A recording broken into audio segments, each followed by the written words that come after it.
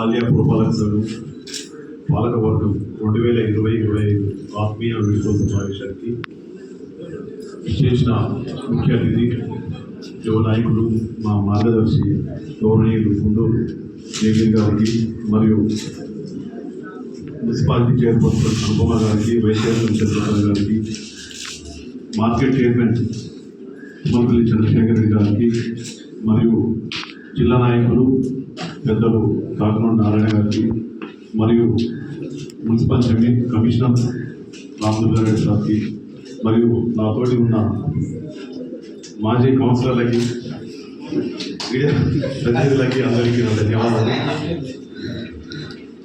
ఇక్కడ వాస్తవానికి ఈ రాజకీయాల్లోకి కౌన్సిల్ రావడానికి అత్యుగా జరిగింది, అందరికీ మీకు తెలిసిందే. దీనికి కర్మ మా యువ నాయకులు జయగణ్ గారి సలహా మేరకు మేము రాజకీయాలకు రావడం జరిగింది.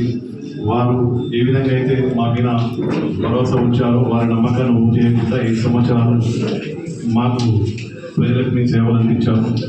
నా ఎన్నిక కూడా సహకరించిన ఆ రోజు నా పార్టీ కార్యాలయాన్ని కూడా మొదటి కొబ్బరికాయ ఉంటుంది. ఇక్కడ ఉన్న పెద్దలు నారాయణ గౌడ్ గారే మరియు ఆ వార్డు కూడా నాకు ఎక్కడ కానీ ఏం తెలియదు. ఆ రోజు నేను ఎక్కడ చెప్పుకోవడానికి అవకాశం రాలేదు.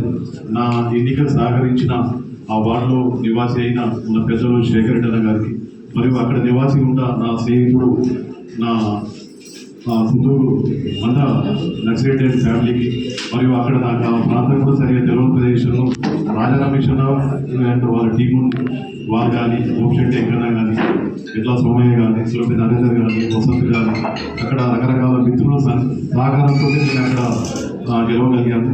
వాళ్ళ నమ్మకాన్ని వాళ్ళు చెప్పిన అక్కడ ఉన్న సమస్యలు కూడా నేను ఎప్పటికప్పుడు పరిష్కరించారు. వాళ్ళందరినీ నేను చాలా రుణపడి ఉంటాను.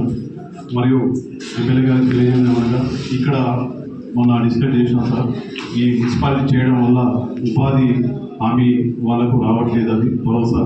కాబట్టి మన అనుమూలలో 2700 జాబ్ కార్డులు ఉన్నాయి, ఇబ్రహాంపేట 1200 ఉన్నాయి. వీళ్ళందరికీ చాలా ప్రభుత్వ పథకాలు రావడం లేదు. ఈ మున్సిపాలిటీ ఏర్పడడం వల్ల పెద్ద మంచి అయితే నాకు జరగలేదు అనుకుంటున్నా. అవకాశం ఏమైనా ఉంటే దీని గ్రామ పంచాయతీ ఉన్నప్పుడు మంచిగా అనిపిస్తుంది. మీరు ఎలా నిర్ణయం తీసుకున్నా ప్రభుత్వ పరంగా మీరు ఏదైనా చేసుకునే అవకాశం ఇచ్చి ఇక్కడ కూడా వారికి కూడా మంచి జరగాలని, తగిన న్యాయం జరగాలని కోరుకుంటున్నాను.